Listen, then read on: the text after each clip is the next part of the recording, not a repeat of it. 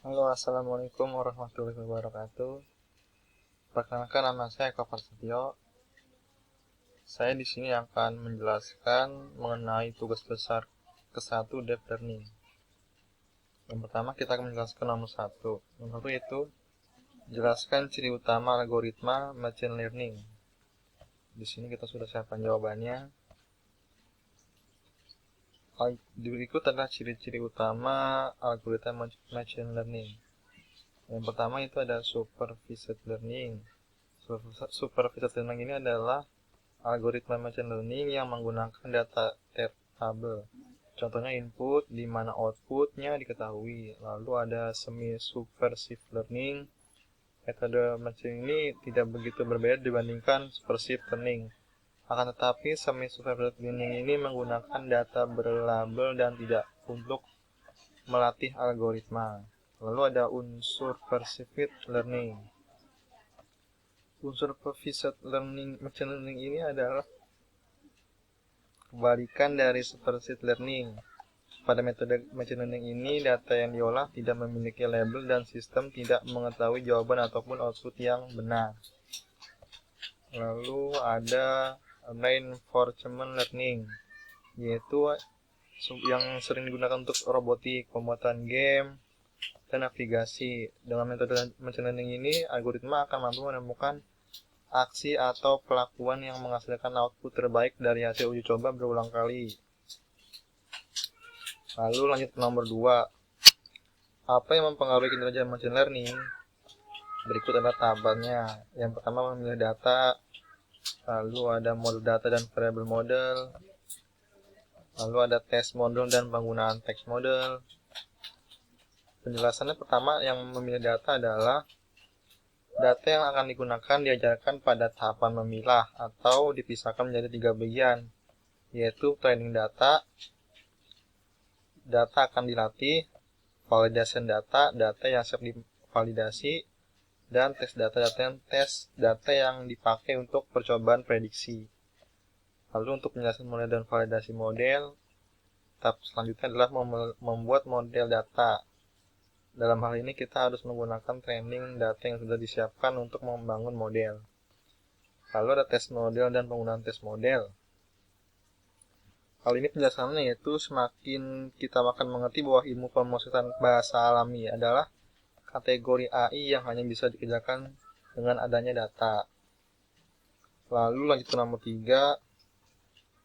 Apa definisi dari supervised dan unsupervised learning? Penjelasannya yaitu supervised learning merupakan proses pengelompokan data yang telah memiliki label akan dikelompokkan berdasarkan labelnya. Sedangkan unsupervised learning merupakan proses pengelompokan data yang tidak memiliki label. Lanjut ke nomor 4. Jelaskan secara singkat mengenai reinforcement learning. Reinforcement learning ini didefinisikan sebagai metode machine learning yang berkaitan dengan bagaimana agen perangkat lunak harus mengambil action di dalam environment. Lalu yang soal nomor 5, apa definisi dari deep learning? Deep learning adalah bagian dari kecerdasan buatan dalam machine yang merupakan pengembangan dari neural network multiple layer untuk memberikan ketetapan tugas seperti deteksi objek, pengenalan suara, penerjemah bahasa, dan lain-lain. Lalu soal nomor 6, apa perbedaan machine learning dan deep learning? Salah satu perbedaannya yang paling utama adalah machine dan deep learning adalah performanya ketika jumlah data terus meningkat. Algoritma deep learning tidak mampu mengolah data dalam jumlah kecil secara maksimal. Hal ini karena algoritma deep learning membutuhkan data dalam jumlah banyak, sementara algoritma machine learning mampu mengolah data dalam jumlah yang lebih kecil. Lalu soal nomor 7, jelaskan tentang konsep single perceptron. Single layer perceptron bisa dibilang merupakan salah satu teknik jaringan saraf tiruan yang paling sederhana. Jaringan ini hanya memiliki lapisan input dan lapisan output. Genre ini termasuk supervised learning, artinya metode pembelajarannya dilakukan secara melalui contoh-contoh yang ada. Lanjut soal nomor 8, sebutkan tahapan perceptron training rule. Berikut adalah secara garis besar neural network mempunyai dua tahapan pemrosesan informasi, yaitu tahap pelatihan dan tahap pengujian. Tahap pelatihan sendiri dapat diartikan sebagai memasukkan pola-pola pelatihan data latih ke dalam jaringan. Untuk tahap pengujian, tahap ini dapat dilakukan pengujian terhadap suatu pola masukan yang belum pernah dilatihkan sebelumnya atau diuji menggunakan bobot-bobot yang telah dihasilkan pada tahap penelitian. Soal nomor 9, apa yang dimaksud dengan likelihood function di Bayesian probability? Nah, pengertiannya yaitu adalah salah satu cara untuk melakukan penaksiran parameter yang tidak diketahui. Prosedur penaksiran maksimum likelihood, pengujian apakah penaksiran maksimum yang dapat diketahui dari fungsi likelihood suatu sampel nilainya sudah memaksimumkan fungsi likelihood. Lanjut ke soal nomor 10. Jelaskan mengenai univariate dan multivariate Gaussian. Nah, nomor 10 ini analisis univariate dulu ya.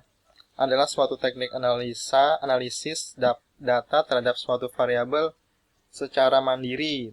Tiap variabel dianalisis dapat dikaitkan dengan variabel lainnya. Lalu untuk analisis multivariate Gaussian-nya sejatinya merupakan arti analis yang digunakan untuk mempelajari kumpulan data yang lebih kompleks daripada yang dapat ditangani oleh metode analisis univariate. Maaf. Lanjut soal nomor 11. Jelaskan perangkat keras yang digunakan untuk pengolahan data menggunakan deep learning. Yaitu ada layer pooling, layer pooling doang sih. Nah, penjelasannya layer pooling merupakan pengurangan ukuran metrik dengan menggunakan operasi pooling. Lanjut soal nomor 12. Menurut Anda, tools atau software apa yang mudah digunakan untuk deep learning? Menurut saya yaitu ada SAS. SAS ini adalah suatu alat data science yang secara khusus dirancang untuk operasi statistik. SAS adalah perangkat lunak closed source yang digunakan oleh organisasi besar untuk menganalisis data. Lanjut soal nomor 13. Sebutkan contoh dataset yang dapat diolah dengan deep learning. Nah, ini ada contohnya nih. Berikut contohnya. Ada Iris dataset, Twitter sentiment analysis dataset, dan yang terakhir ada YouTube dataset. Itu aja. Untuk soal nomor 14, apa yang dimaksud dengan activation function? Sesuai dengan namanya, activation function berfungsi untuk menentukan apakah neuron tersebut harus aktif atau tidak berdasarkan dari weighted sum dari input. Secara umum terdapat yakni linear dan non-linear activation function. Lanjut soal nomor 15. Sebutkan formula yang digunakan untuk validasi model deep learning. Nomor 15. Berikut adalah contohnya, yaitu ada fungsi objektif, merupakan fungsi linear yang dalam batasan-batasan pertidaksamaan linear yang memiliki himpunan penyelesaian. Himpunan penyelesaian yang ada merupakan titik dalam diagram Cartesius yang jika koordinatnya disubstitusikan ke dalam fungsi linear dapat memenuhi persyaratan yang ditentukan. Lanjut soal 16 guys. Sebutkan formula yang digunakan untuk validasi model deep learning. Yaitu ada split validation, terus ada cross validation. Split validation melakukan validasi sederhana dengan membagi dataset secara acak menjadi dua data terpisah, data latih dan data uji. Kalau cross validation melakukan validasi di mana database dibagi menjadi subset himpunan dan latih dan validasi. Lanjut ke soal nomor 17. Apa tujuan pembelajaran training pada pemrosesan data? Tujuannya yaitu sebagai teknik dasar pengolahan data ini, validasi pengurutan peringkasan, agregasi analisis, laporan, klasifikasi. Proses ini tidak boleh dilakukan dengan sembarangan. Lanjut soal 18. Apa yang dimaksud dengan steepest gradient descent? Steepest descent merupakan metode aktif paling sederhana untuk menentukan nilai optimal dari suatu fungsi. Metode ini menggunakan vektor gradient untuk menentukan arah pencarian pada setiap iterasi. Lalu nomor 19. Jelaskan mengenai lokal minima. Lokal minima adalah minima yang didapat oleh sebuah algoritma berdasarkan dalam rentang nilai yang dibatasi. Agak tipe nih. Nomor terakhir, nomor 20. Apa yang dimaksud dengan gradien? Yang dimaksud dengan gradien adalah atau kemiringan suatu garis adalah besarnya sudut yang dibentuk oleh garis tersebut terhadap garis horizontal. Ya, demikian yang dapat saya sampaikan mengenai tanya jawab soal deep learning ini.